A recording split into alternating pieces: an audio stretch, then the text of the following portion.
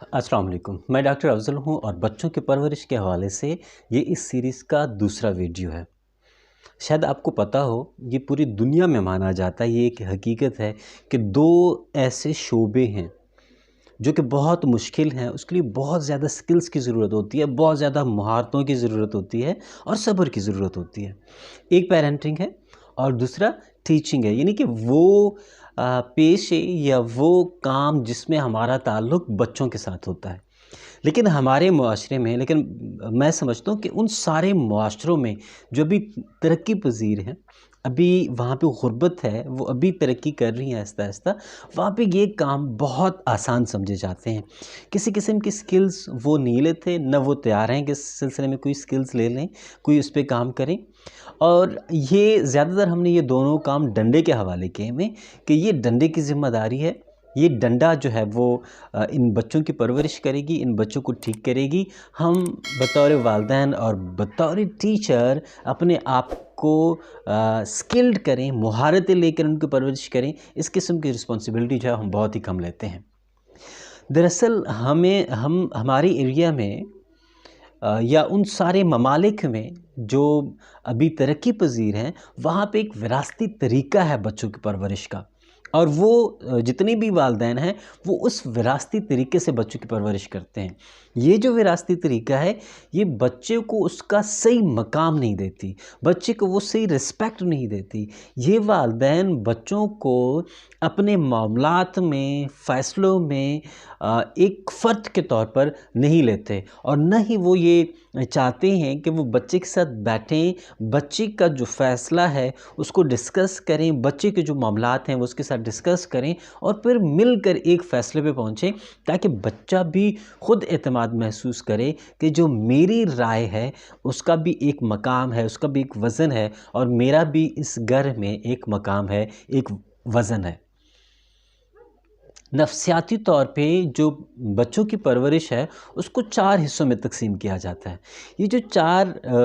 हिस्से हैं, एक अमराना अंदाज़ हुआ जिसमें अमूमन चलता है ग़रीब ममालिक में कि सब कुछ वालिदैन हैं, बच्चा कुछ नहीं है, बच्चे वालिदैन ने रोकना है, वालिदैन ने टोकना है, वालिदैन ने बहुत ज़्यादा डिमांड करनी कि आपने इतने नंबर लेके आने हैं। यहाँ पे बच्चे और वालिदैन का जो ताल्लुक़ है वो बहुत दूर होता है। वालिद की जो है वो इंस्ट्रक्शंस होती हैं, हिदायत होती हैं, बच्चा उस पे फ़ॉलो करता है, अगर नहीं करता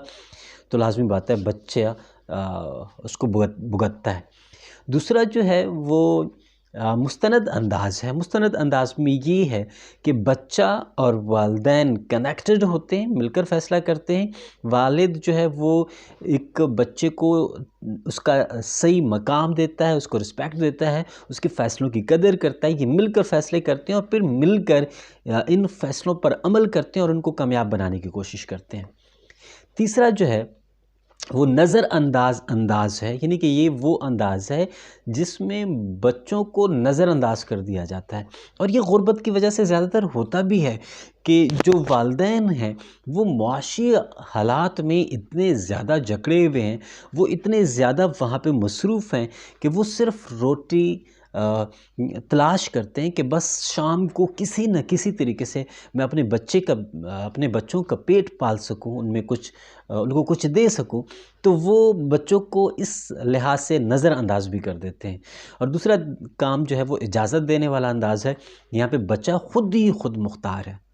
वो सारा कुछ खुद कर रहा होता है। ये अंदाज़ भी मैंने देखा है यहाँ पे, अक्सर उन घरों में देखा है जहाँ पे कोई बड़ा नहीं है। जो माई हैं वो ज़्यादातर रोकती टोकती नहीं हैं बच्चों को, लेकिन जब जो वालिद हैं या बड़ा भाई है वो किसी काम के हवाले से बाहर है, महीनों बाद आता है, तो जो बच्चा है वो अपने फ़ैसलों में ख़ुद मुख्तार हो जाता है और वो गलत किस्म के फ़ैसले करने लग जाता है। अब देखते हैं कि जो 4 अंदाज़ हमने डिस्कस किए कि एक अमराना अंदाज़ है, एक मुस्तनद अंदाज़ है, एक नज़र अंदाज़ करने वाला अंदाज़ है और एक इजाज़त देने वाला अंदाज़ है। अब ये जो 4 अंदाज़ हैं, इन अंदाज़ों को हम देखते हैं कि इन मिसालों के ज़रिए से देखते हैं कि इनका क्या होता है बच्चे पे। यानी कि अगर आप देखें ना, एक جو امرانہ انداز والا بچہ ہے نا، وہ تو آپ سمجھتے ہیں، ہم سارے سمجھتے ہیں کہ بچے کو ہم نے بہت اچھے طریقے سے کنٹرول کیا ہوا ہے، وہ ہماری بات مان رہا ہے، وہ وہی کر رہا ہے جو ہم اس کو کہتے ہیں، وہ ایک خوش اسلوبی سے اس کی پرورش ہو رہی ہے، بالکل ایسے ہی دکھتا ہے۔ لیکن جب وہ بچہ بڑا ہونے لگتا ہے، وہ آپ کو پہچانتا ہے، اپنے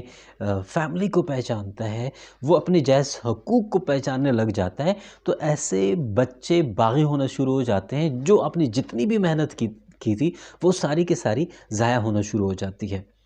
نظر انداز بچہ تو شروع سے ہی خراب ہو جاتا ہے، جو امرانہ انداز ہے وہ تو بعد میں خراب ہوتے ہیں، اور ممکن ہے کہ بچہ جو ہے وہ ایک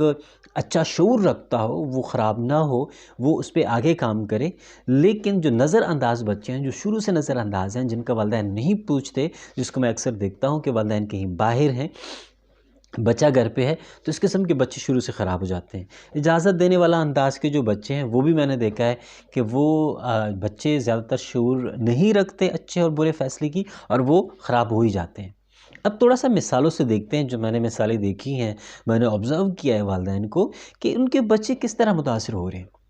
ایک دفعہ ایسا ہوا کہ ہم نے ایک والد کو اسکول بلایا، اس کے بچے کی اتنی زیادہ شکایتیں تھیں کہ شکایت رجسٹر جو ہے وہ ہر دوسرے تیسرے صفحے پہ اس کی شکایت تھی۔ تو جب ہم نے اس کو وہاں اسکول بلایا اور وہ آیا وہاں پہ، تو ہم نے ساری شکایتیں اس کو دکھائیں۔ تو جو والد تھا اس نے بتایا کہ دیکھیں، بات سنیں، میں نے اپنی زندگی جو گزارنی تھی وہ گزار دی ہے، یہ ان کی زندگی ہے، انہوں نے فیصلہ کرنا ہے کہ انہوں نے اپنی زندگی کیسے جینی ہے، میں اپنی زندگی جی چکا ہوں، اور میں اپنی زندگی ان کے لیے خراب نہیں کر سکتا۔ اب آپ خود دیکھیں کہ اگر کوئی بچہ اتنا نیگلیکٹڈ ہے، اس کو اتنا نظر انداز کیا گیا ہے، تو اس کی اتنی شکایتیں نہیں بنیں گی، وہ اتنے مسائل ادارے کے لیے، معاشرے کے لیے، والدین کے لیے نہیں بنائے گا، لازمی بنائے گا وہ۔ اس کے بچے کی پرورش کبھی ٹھیک سے اور اچھی طریقے سے نہیں ہوگی۔ ایک اور مثال دیکھتے ہیں کہ میرے ارد گرد بڑے سارے ایسے بچے ہیں کہ جہاں پہ والدین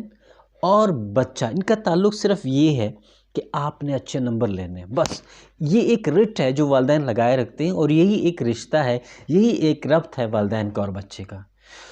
اور یہ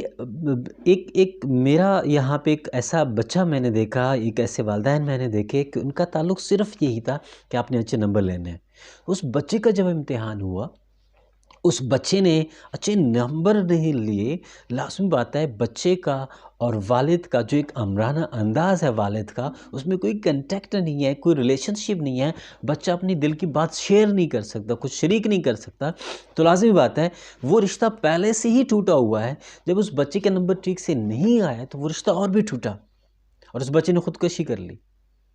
اور اس نے ہمیشہ اپنے والدین کو اس امرانہ انداز کی وجہ سے چھوڑ دیا۔ تو یہ ظاہر کرتا ہے کہ جو امرانہ انداز ہے یہ بھی بہت بری طرح سے متاثر کرتا ہے ہمارے بچوں کو۔ ایک اور مثال میں دیتا ہوں کہ ہمارا ادارے میں ایک بچہ تھا، جب پہلی دفعہ سمارٹ فون موبائل آ گئے تو یہ بہت زیادہ قیمتی ہوا کرتے تھے اور کسی کے پاس نہیں ہوتے تھے موبائل۔ اسکول میں جتنی ٹیچرز تھے کسی کے پاس سمارٹ فون نہیں تھا، لیکن ایک بچہ اسکول میں سمارٹ فون لے کر آیا۔ جب ہم نے پوچھا، معلومات لیں، تو ہمیں پتہ چلا کہ یہ بچہ ایک عام غریب خاندان سے ہے، لیکن مسئلہ یہ ہے کہ والد باہر ہیں، جتنا بھی پیسہ ہے وہ اس بچے کے ہاتھ میں ہے، اور جب سارا کا سارا پیسہ بچے کے ہاتھ میں ہے، وہ خود اپنے فیصلے کرنے والا ہے، وہ اس کو اجازت ملی ہوئی ہے کہ آپ نے جو کچھ کرنا ہے وہ کریں، تو لازمی بات ہے اس نے سب سے پہلے جو کام کرنا ہے وہ یہی کرنا ہے کہ اس نے اپنے خواہشات پوری کرنی ہے۔ تو اس نے اپنے خواہشات پوری کی، اس نے موبائل فون لیے، اس نے جو کچھ اور لینا تھا وہ لے لیا، ایسا کچھ لیا جو کسی کے پاس نہیں تھا۔ وہی بچہ، اس کو میں ابھی بھی جانتا ہوں، وہ جوان ہے، اس کے 2-3 بچے ہیں، لیکن اس کو مزدوری نہیں ملتی، وہ بہت مشکل سے بہت دردناک زندگی گزار رہا ہے۔ کیوں گزار رہا ہے؟ کیونکہ اس کو والدین نے جب اس بچے کو سنبھالنے کا وقت تھا، اس کو گائیڈ کرنے کا وقت تھا، اس کو راستہ دکھانے کا وقت تھا، اس نے اس کو کھلا چھوڑا ہوا تھا، وہ اپنے فیصلوں میں خود مختار تھا، وہ اپنے فیصلے خود کرتا تھا، تو لازمی بات ہے وہ بچہ بہت بری طرح سے ڈسٹرب ہوا اور وہ آج جو ہے بہت مشکل سے سسک کر زندگی گزار رہا ہے۔ تو یہ جو جتنے بھی پیرنٹنگ کے انداز ہیں،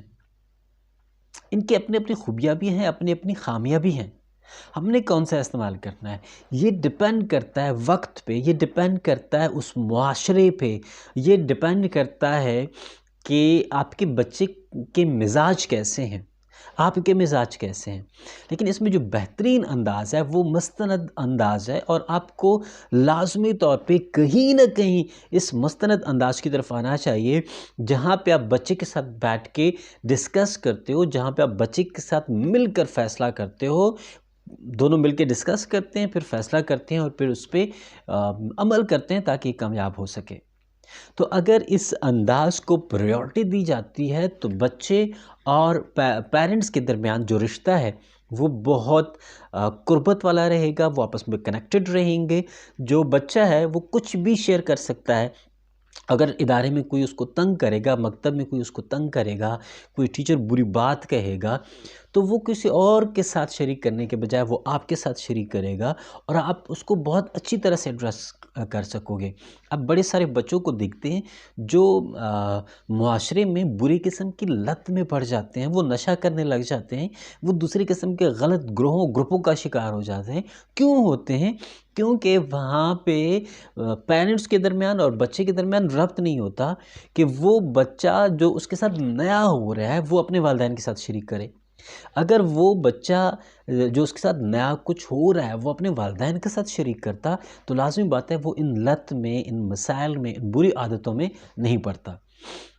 تو یہ کچھ پیرنٹنگ کے انداز تھے، لیکن یہاں پہ کچھ اور پیرنٹنگ کے انداز ہیں جو استعمال ہوتے ہیں۔ ایک ہیلی کاپٹر پیرنٹنگ ہے۔ آپ ہیلی کاپٹر دیکھتے ہیں کہ ہر وقت جو ہے وہ ایک خاص مقام پہ وہ اپنی سرویلینس یا آبزرویشن کر سکتا ہے، ایک جگہ پہ کھڑا ہوگا اور وہ آبزرویشن کر رہا ہوگا۔ تو بہت سٹرکٹ جو والدین ہوتے ہیں جو ہر وقت بچے کو دیکھتے ہیں، بچے یہ نہ کریں، یہ کریں، وہ کریں، یہ نہ کریں، یہ کریں، یہ ہیلی کاپٹرنگ انداز ہے جو کہ بہت برا ہے۔ ایک اور انداز ہے سنو پلو پیرنٹنگ بولتے ہیں، جہاں پہ برف ہوتی ہے اور وہاں پہ گاڑیاں نہیں چل سکتی تو وہاں پہ ایک مشین چلتی ہے، سنو پلو جو اس کو بولتے ہیں، جو برف کو ساروں کو ہٹاتی جاتی ہے اور اس کے پیچھے پر ساری گاڑیاں چلتی ہیں۔ وہ اس لیے تاکہ جو پیچھے آنے والی گاڑی ہے اس کو کسی قسم کی دکھ کا، تکلیف کا احساس نہ ہو اور اس کو صرف صاف روڈ ملے۔ تو وہ والدین جو اپنے بچوں کو صاف سڑک دیتی ہے، کوئی چیلنجز نہیں دیتی، ہر قسم کے جو مسائل ہیں وہ اٹھا لیتے ہیں بچوں کے راستے سے، اور بچے کے راستے میں کوئی تکلیف نہیں ہے، کوئی چیلنج نہیں ہے۔ تو ایسے بھی اگر آپ اپنے بچے کو بڑا کر رہے ہو کہ کوئی چیلنج اس کو نہیں دے رہے، کوئی تکلیف نہیں دے رہے، سارا کا سارا اٹھانے کی کوشش کرتے ہیں، تو وہ بچے لازمی بات ہے آگے جا کے ناکام ہو جاتے ہیں، کیونکہ ان کو نہیں پتہ کہ انہوں نے اپنی زندگی کیسے گزارنی ہے، ان کی زندگی میں جو چیلنجز آ رہے ہیں وہ انہوں نے کیسے ہینڈل کرنے ہیں۔ اور لازمی بات ہے پھر اگر تھوڑا سا بھی مسئلہ آ جاتا ہے تو وہ مسئلے کو برداشت نہیں کرتے، ان میں کوئی ریزیلینس نہیں ہوتی اور وہ تباہ اور برباد ہو جاتے ہیں۔ آپ جو ترقی یافتہ ممالک ہیں ان کے بچوں کو دیکھیں کہ وہ 16 سال میں ان کو کوئی آئیڈیا مل جاتا ہے، والدین دیتے ہیں، ادارہ دے دیتا ہے، وہ اس آئیڈیا پہ کام کرنا شروع کر دیتے ہیں۔ اور آپ اکثر بچوں کو دیکھتے ہیں کہ جب وہ 20 سال کی عمر تک پہنچتے ہیں نا تو وہ کروڑپتی ہوتے ہیں، ان کا اپنا کاروبار ہوتا ہے، ان کا اپنا بزنس ہوتا ہے، وہ اپنی دنیا، جو پوری دنیا ہے، کسی ملک نہیں، پوری دنیا کو سروسز دے رہے ہوتے ہیں۔ کیوں دے رہے ہوتے ہیں؟ کیونکہ ان کا شروع سے جو پرورش ہے وہ ایسی ہوئی ہوتی ہے کہ وہ خود پہ ریلائی کرتے ہیں، وہ کانفیڈنٹ ہوتے ہیں، وہ سمجھتے ہیں کہ وہ خاص ہیں، وہ کچھ کرنے والے ہیں، وہ کچھ کرنا جانتے ہیں، اور وہ کچھ کرتے ہیں پھر اور کامیاب ہو جاتے ہیں۔ دوسری طرف اس معاشرے کے بچے ہیں جو ہمیشہ غربت کی چکی میں پستے رہتے ہیں، وہ مشکل سے گزارا کرتے ہیں، بہت دردناک زندگی گزارتے ہیں۔ تو اس دردناک سے خوشحالی والی زندگی کی طرف جانے کے لیے اپنے بچے کو وہ مائنڈ سیٹ دینا پڑے گا، وہ مینٹلٹی دینی پڑے گی، وہ سوچ دینی پڑے گی کہ وہ یہاں کا نہ سوچے جہاں پہ غربت ہے، جہاں پہ لمیٹڈ ریسورسز ہیں، بلکہ وہ یہاں کا سوچے جہاں پر اپرچونٹیز ہیں، جہاں پہ مواقع ہیں، جہاں پہ خود اعتمادی ہے، جہاں پہ اپنے اوپر ٹرسٹ ہے، اور ایک بہت بڑا خواب ہے کہ بچہ کچھ بھی کر سکتا ہے۔